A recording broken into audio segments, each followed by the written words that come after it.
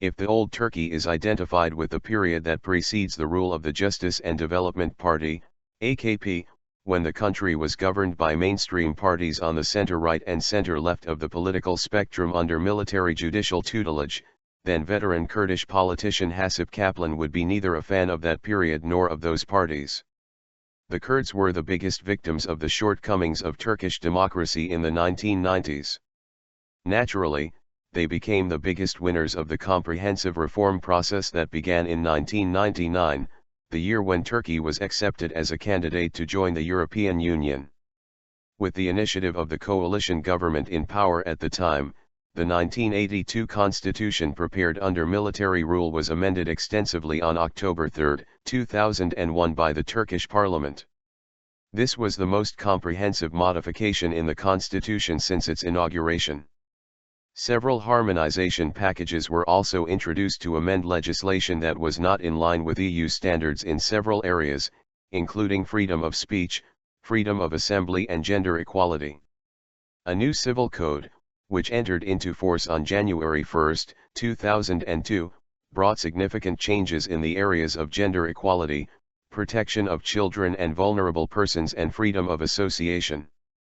The first harmonization package, which entered into force on February 19, 2002, enacted a series of amendments to the Penal Code, the Anti-Terror Law, the Law on the State Security Courts, and the Code of Criminal Procedure, within the context of expanding freedom of expression.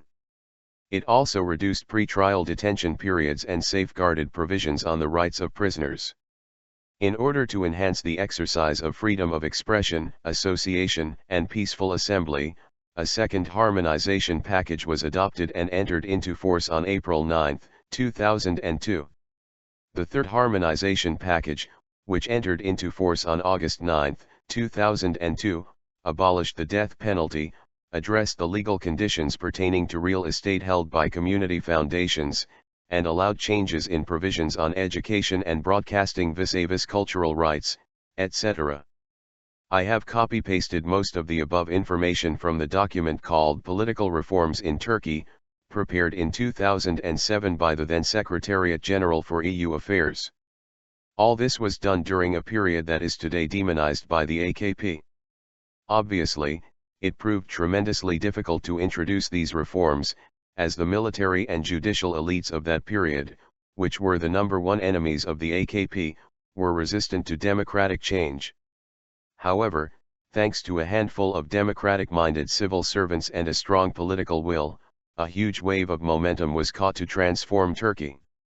But the nation could not forgive the perpetrators of the 2001 economic crisis, and punished all three of the political parties that made up the coalition, which were unable to even pass the election threshold in the 2002 elections.